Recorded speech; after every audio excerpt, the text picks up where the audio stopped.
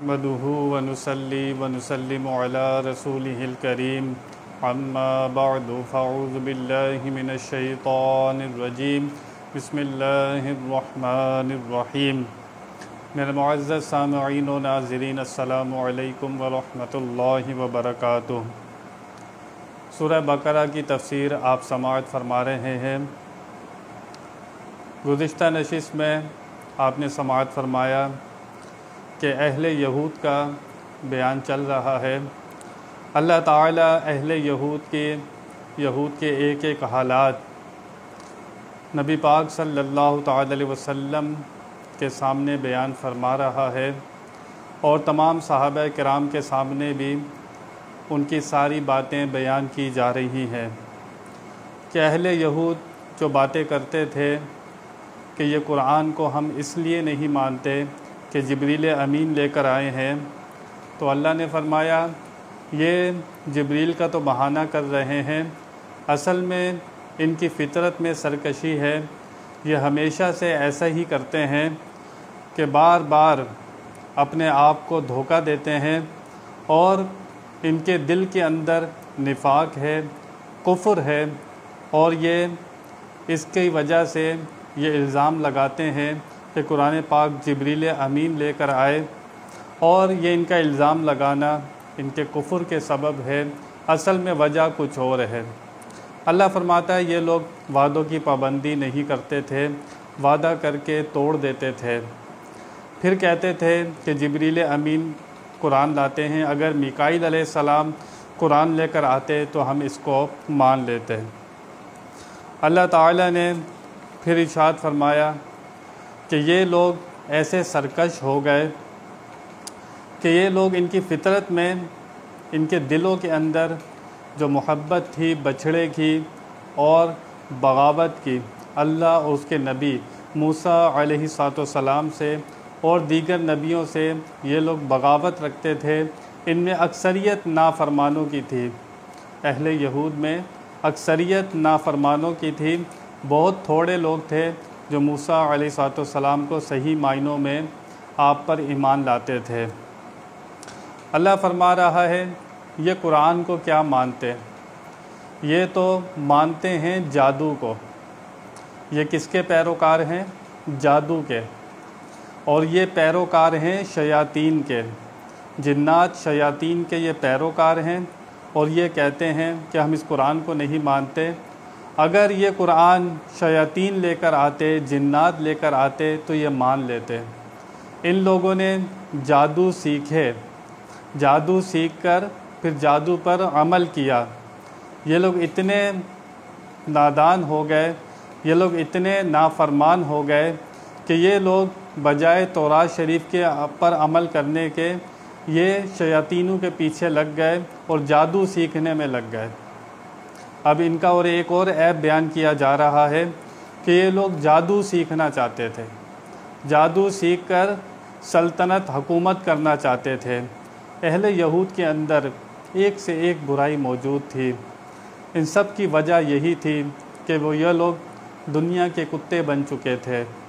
ان کا سب کچھ یہ تھا کہ دنیا ہاتھ میں آ جائے، دنیا کا مال ہاتھ میں آ جائے، آخرت کی کوئی فکر نہیں تھی، اللہ کی کوئی فکر نہیں تھی، اللہ کا کوئی خوف نہیں تھا، تورات شریف پر عمل کرنا تھا اس کا کوئی خوف نہیں تھا، نبیوں کی نافرمانی کرتے تھے اس کا کوئی خوف نہیں تھا۔ بہت عیب ان کے اندر موجود تھے۔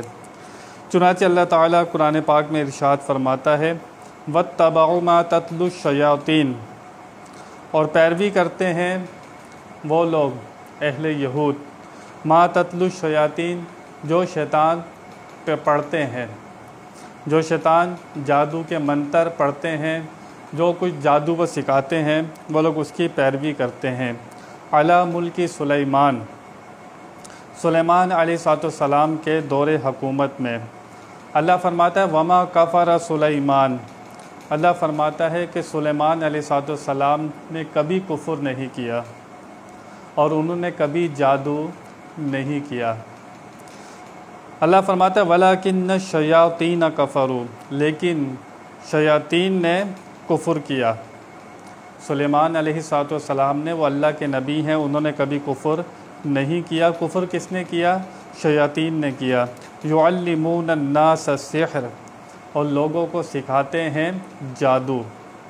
جادو کون سکھاتے ہیں؟ شیاطین، جنات، شیاطین اہل یہود کو اور لوگوں کو جادو سکھایا کرتے تھے۔ تفسیر کبیر نے فرمایا کہ علماء یہود کہا کرتے تھے کہ محمد صلی اللہ علیہ وسلم پر تعجب ہے کہ حضرت سلیمان علیہ السلام کو نبی کہتے ہیں، وہ تو صرف جادوگر تھے۔ ان کی تردید میں یہ آیت اتری۔ اہل یہود کیا کہا کرتے تھے کہ ہمیں حیرت ہے نبی محمد رسول اللہ صلی اللہ تعالی وسلم پر کہ وہ لوگ کہ آپ سلیمان علیہ السلام کو نبی کہتے ہیں، اہل یہود کہتے تھے وہ جادوگر ہیں۔ چنانچہ حضرت سلیمان علیہ السلام کی وفات سے لے کر ہمارے نبی پاک صلی اللہ تعالی وسلم کی تشریف آوری سے پہلے تک اہل یہود سلیمان علیہ السلام کو جادوگر کہا کرتے تھے۔ اللہ کے نبی پر کتنا بڑا بہتان لگاتے تھے۔ جب نبی پاک صلی اللہ تعالی علیہ وسلم دنیا میں تشریف لائے تو آپ نے فرمایا وہ تو اللہ کے نبی تھے، وہ جادوگر نہیں تھے۔ اللہ تعالی نے آیہ مبارکہ نبی پاک علیہ السلام پر نازل فرمائی اور فرمایا کہ حبیب ان یہودیوں کو بتا دو کہ سلیمان علیہ السلام جادوگر نہیں تھے، وہ تو اللہ کے نبی تھے۔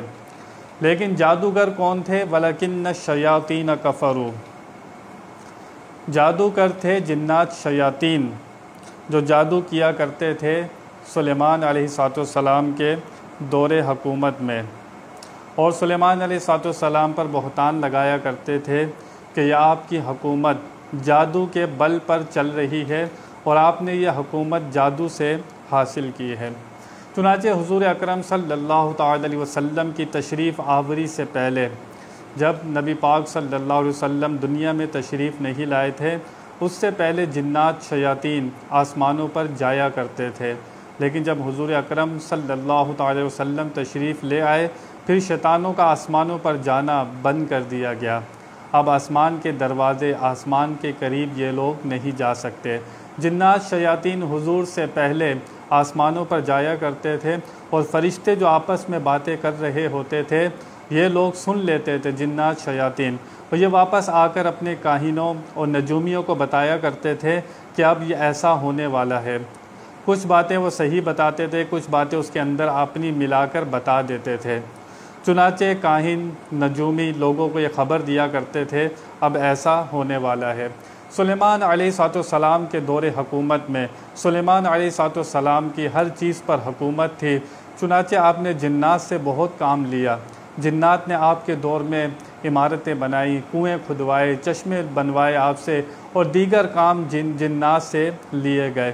جب جنات یہ کام کیا کرتے تھے تو اہل یہود دیکھ کر بڑے حیران ہوتے تھے اور جنات سے پوچھتے تھے کہ تم یہ سارے کام کیسے کر لیتے ہو؟ وہ جنات بھی شیاطین تھے، انہوں نے کہا کہ ہم جادو اور منتر کے زور پر یہ کام کرتے ہیں۔ اہل یہود دنیا کے لالچ میں اور یہی چاہتے تھے کہ بس کوئی ایسی چیز سیکھ لیں، جادو سیکھ لیں یا کوئی ایسی چیز سیکھ لیں جس سے دنیا ہاتھ میں آ جائے۔ یہ لوگ پھر ہوس اور لالچ میں پڑے، طمع میں پڑے، انہوں نے کہا کہ ہم جادو سیکھنا چاہتے ہیں۔ شیاطین، جنات کا تو مقصد ہی یہی تھا کہ یہ لوگ تورات کو چھوڑ کر ہمارے جادو کے چکر میں آ جائیں۔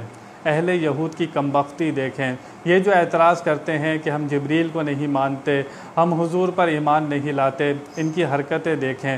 یہ لوگ تو شیاطین کے پجاری بن گئے، ان سے جادو سیکھنے میں مصروف ہو گئے، تورات شریف کو انہوں نے پس پش ڈال دیا۔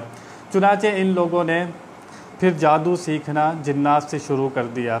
جنات ان کو منتر اور طرح طرح کی چیزیں بتاتے، کفریہ اس کے اندر جملے ہوتے، کفریہ اس میں شرائط ہوتی، تو کفریہ الفاظ اہل یہود پڑھنے لگ گئے اور انہوں نے ان منتروں کو لکھ لکھ کر پوری کتابیں بنا لی۔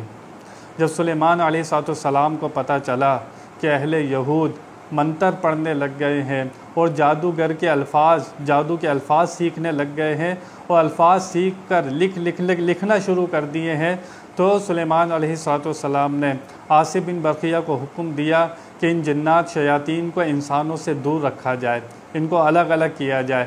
چنانچہ ایسا ہی ہوا، انہوں نے عاصم بن برقیہ نے انسانوں اور جنات کو آپس کے اندر دور دور کر دیا، ان کے اندر فاصلہ کر دیا۔ حضرت سلیمان علیہ السلام جب دنیا سے پردہ فرماتے ہیں، تشریف لے جاتے ہیں، تو شیطان انسانی شکل میں اہل یہود کے پاس آتا ہے اور کہتا ہے کیا تمہیں پتہ ہے کہ سلیمان علیہ السلام نے حکومت کس چیز کے اوپر کی تھی؟ اہل یہود نے کہا ہمیں نہیں پتہ۔ شیطان نے کہا ان کے پاس جادو کی کتابیں تھیں، وہ جادوگر تھے، جادو کیا کرتے تھے، جس کی بنا پر پوری حکومت سلطنت پر وہ حکومت کرتے تھے، سارے ملک پر وہ حکومت کرتے تھے۔ اگر وہ جادو کی کتابیں، وہ منتر کی کتابیں تمہیں بھی مل جائیں تو تم بھی وہ پڑھ کر پوری حکومت کر سکتے ہو اور تم بادشاہ بن سکتے ہو۔ چنانچہ شیطان نے ان کو ایک یہ رستہ بتایا اور انہوں نے کیا کیا، حضرت سلیمان علیہ السلام نے وہ ساری کتابیں اپنے تخت کے نیچے چھپا دی تھیں، اس کے اندر دفن کر دی تھی۔ چنانچہ ان لوگوں نے مل کر وہ ساری کتابیں وہاں سے نکالی اور سب کے سب تورات شریف کو چھوڑ کر اس جنتر منتر میں پڑ گئے۔ جب وہ منتر پڑھا کرتے تھے تو در پردہ شیاطین جب وہ منتر پڑھتے تو ان کا وہ کام کر دیتے جس کام کے لیے وہ پڑھتے تھے۔ ان کو اس منتر پر اور یقین ہو گیا کہ واقعی یہ منتر کام کرتے ہیں۔ شیطان جنات کا تو کام ہی یہی ہے کہ لوگ اللہ کی عبادت سے رکیں۔ اللہ تعالیٰ قرآن پاک میں جگہ جگہ فرماتا ہے شیطان انسان کا کھلا دشمن ہے۔ اس نے موقع سے فائدہ اٹھایا، شیطان تو چاہتا ہے لوگ میری ہی عبادت کریں، میری پرستش کریں، میری پوجا کریں۔ چنانچہ اہل یہود کو اللہ کی کتاب سے ہٹا کر تورات شریف سے اپنے جادو کے اندر مشغول کر دیا۔ چنانچہ یہ لوگ پھر اسی لت میں پڑ گئے اور اسی کے اندر یہ لوگ برباد ہوئے۔ چنانچہ آگے ذکر آئے گا اللہ تعالیٰ نے 2 فرشتے ہاروت اور ماروت بھی بھیجے تاکہ ان لوگوں کو جادو سکھائیں، تاکہ لوگ اس لیے جادو سیکھیں تاکہ ان کو پتہ ہو کہ جب جادو کا علم آ جائے گا تو اس سے بچنا کیسے ہے۔ اس لیے کہتے ہیں کہ انسان کو کفریہ الفاظ سیکھنا برا نہیں ہے کہ کون سے الفاظ کفر ہوتے ہیں۔ اگر کوئی جادو بھی سیکھتا ہے عمل کرنے کے لیے نہیں سیکھتا، معلومات کے لیے سیکھتا ہے، مقصد اس کا اس پر عمل کرنا نہیں ہے بلکہ علم حاصل کرنا ہے، پھر بھی برا نہیں ہے۔ جادو سیکھ کر جادو کرنا برا ہے۔ کفریہ الفاظ آپ نے سیکھے اور کفریہ الفاظ اس لیے سیکھ رہے ہیں کہ میں کفر کروں گا تو پھر اس کا سیکھنا حرام ہے۔ مدارس کے اندر اور لوگ سکھاتے ہیں کہ سکھایا جاتا ہے اگر یہ والا جملہ بولو گے تو کفر ہوگا، یہ والا جملہ بولو گے تو کفر ہوگا، یہ والا الفاظ بولو گے تو کفر ہوگا۔ تو یہ الفاظ سیکھنا اور کفریہ عبارات کی معلومات حاصل کرنا برا نہیں ہوتا۔ آپ کو برائی کی چیزوں کا پتہ ہوگا تو آپ اس سے بچیں گے نا۔ آپ کو اچھائی اور برائی کی چیزوں کا اگر پتہ ہی نہیں ہوگا تو آپ اس میں سے فرق کیسے کریں گے؟ تو چنانچہ ہاروت ماروت بھی لوگوں کو جو اللہ تعالیٰ نے فرشتے بھیجے تھے، اگلی آیت میں اس کا بیان آئے گا، وہ ہاروت ماروت بھی آ کر لوگوں کو سکھایا کرتے تھے کہ جادو کیا ہوتا ہے، لیکن وہ اس لیے سکھاتے تھے کہ انسان جادو سیکھ کر اس جادو سے بچیں، جادو سیکھ کر اس جادو سے بچیں، کیونکہ اس وقت نبوت میں، معجزات میں اور جادو میں لوگ فرق نہیں کر پا رہے تھے۔ جو نبوت کے نبی جو کچھ ظاہر کرتے تھے، معجزات دکھاتے تھے، وہ بھی اس کو جادو سمجھتے تھے۔ اس لیے ہاروت ماروت نے وہ جادو سکھایا کہ لوگ جادو کے اندر اور معجزات کے اندر فرق کر سکیں۔ چنانچہ یہاں سے پتہ لگا کہ کفریہ الفاظ سیکھنا برا نہیں ہے، کفریہ الفاظ پر عمل کرنا برا ہوتا ہے۔ کوئی جادو کا علم رکھتا ہے تو برا نہیں ہے، جادو کرنا، کرانا یہ سب کچھ حرام ہے۔ چنانچہ نبی پاک علیہ السلام جب تشریف لائے تو تمام انبیاء آپ کے آنے کی خوشخبریاں دیا کرتے تھے۔ چنانچہ حضور اکرم صلی اللہ تعالی وسلم جب تشریف لائے، آپ نے آ کر فرمایا کہ سلیمان علیہ السلام جادوگر نہیں تھے۔ حضرت عیسیٰ ابن مریم کی والدہ حضرت مریم یہ بھی پاک دامن تھیں اور ان کے اوپر جو الزام لگائے تھے وہ بھی بے بنیاد تھے، آپ بالکل پاک دامن ہیں۔ حضور اکرم صلی اللہ تعالی وسلم نے آ کر سب کی پاک دامنی کی گواہی دی۔ چنانچہ جو لوگ جادو کرتے ہیں، کافی چیزوں سے انسان جادو کرتا ہے، لیکن جادو کسی کو آتا ہے اور وہ کرتا نہیں ہے تو گناہ گار نہیں ہے۔ جادو سیکھنا اس وجہ سے کہ میں جادو سیکھ کر لوگوں پر جادو کروں گا تو اس طرح سیکھنا حرام ہوگا۔ چنانچہ کچھ لوگ جنات شیاطین کو تابع کر لیتے ہیں، پھر ان سے جو چاہے وہ کام کرتے ہیں۔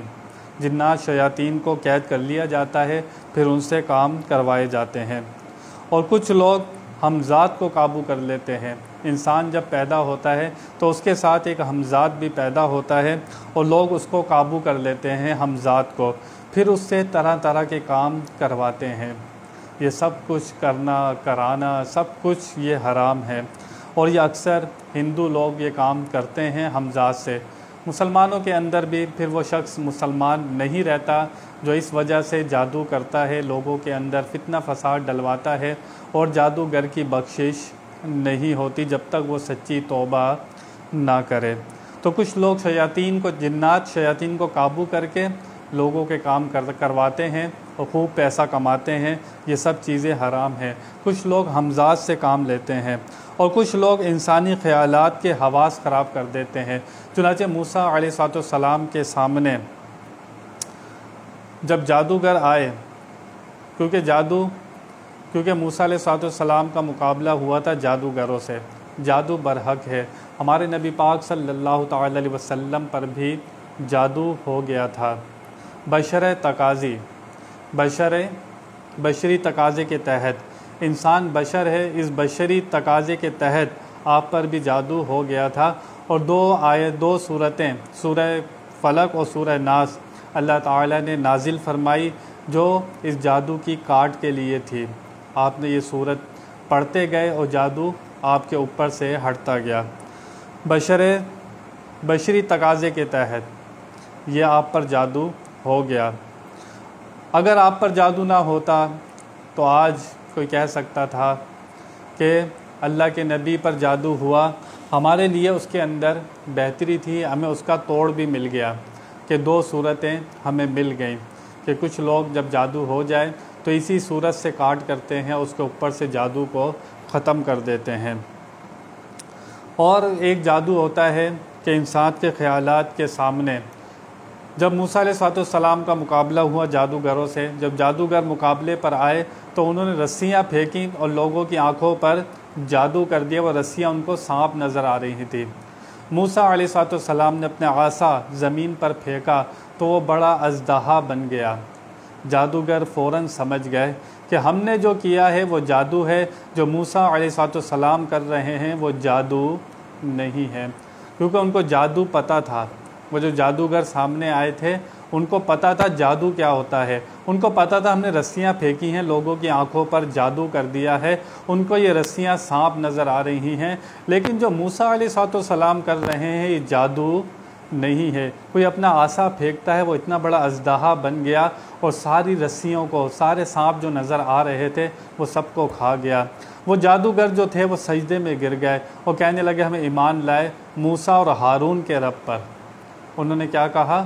ہم ایمان لائے موسیٰ اور ہارون کے رب پر، کیونکہ جادوگر جانتے تھے ہم نے جو کیا ہے جادو ہے، جو موسیٰ علیہ السلام کر رہے ہیں وہ جادو نہیں ہے۔ وہ فوراً سجدے میں گر کر ایمان لے آئے۔ پتہ کیا چلا؟ اگر ان کو پاس جادو کا علم تھا تو انہوں نے جادو کے علم کی وجہ سے پہچان لیا کہ معجزہ کیا ہوتا ہے، جادو کیا ہوتا ہے۔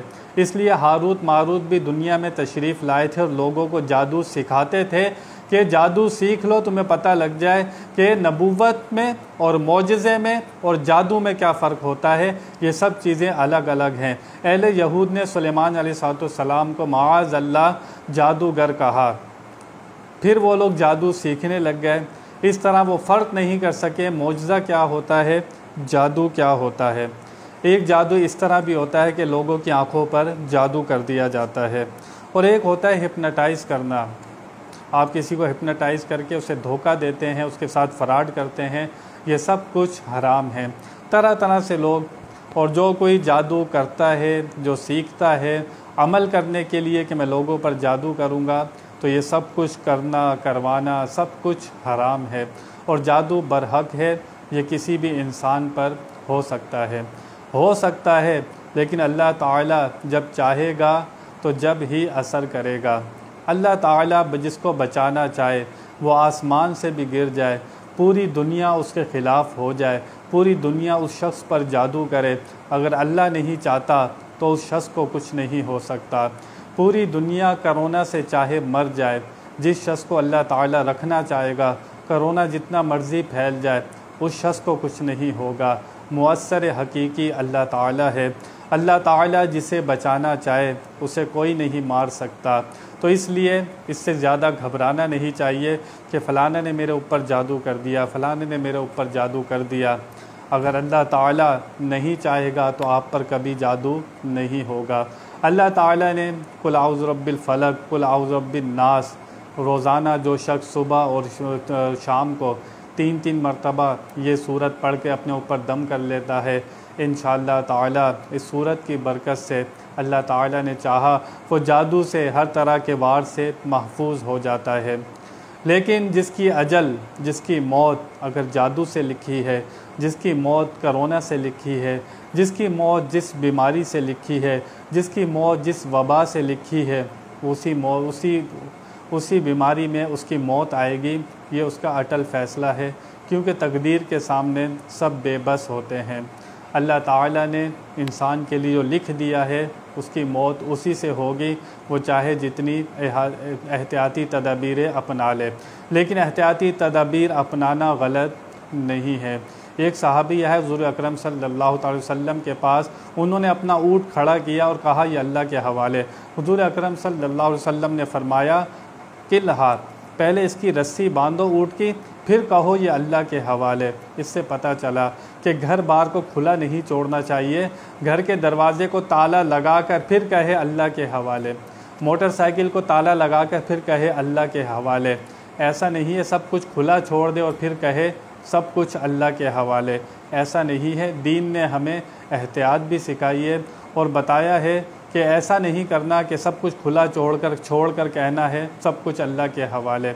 نوکری کرنی ہے، تجارت کرنی ہے، ایسا نہیں ہوگا کہ تمہیں گھر بیٹھے تمہاری چھت پھاڑ کر کوئی پیسہ چھت سے گرے گا یا کوئی چیک چھت سے گرے گا، نہیں، ذریعے وسیلے بنائے ہیں۔ فرمایا تو جا، تو محنت کر، روزی دینا ہمارا کام ہے، اور روزی جتنی تیرے نصیب میں لکھی گئی ہے وہ تجھے ملے گی، لیکن ہاتھ پر ہاتھ رکھ کر نہ بیٹھ، تجھے بتایا ہے کہ تو نے کوشش کرنی ہے۔ اس آیہ مبارکہ سے پتہ چلا کہ اہل یہود، وہ لوگ تورات شریف پر کیا عمل کرتے، وہ صرف زبانی باتیں کر رہے تھے کہ ہم جبریل کو نہیں مانتے، ہم میکائیل کو مانتے ہیں، ہم حضور اکرم صلی اللہ علیہ وسلم پر آپ کا کلمہ اس لیے نہیں پڑھ رہے کہ آپ جبریل امین آپ پر قرآن لے کر آتے ہیں۔ اللہ فرماتا ہے یہ نہیں، ایسی بات نہیں ہے، ان کی فطرت میں سرکشی ہے، ان کے دلوں کے اندر کفر ہے، نفاق ہے، اس وجہ سے یہ لوگ ایسے بدبخت ہیں کہ یہ لوگ جادو سیکھنے لگ گئے، وہ بھی جنات شیاطین سے۔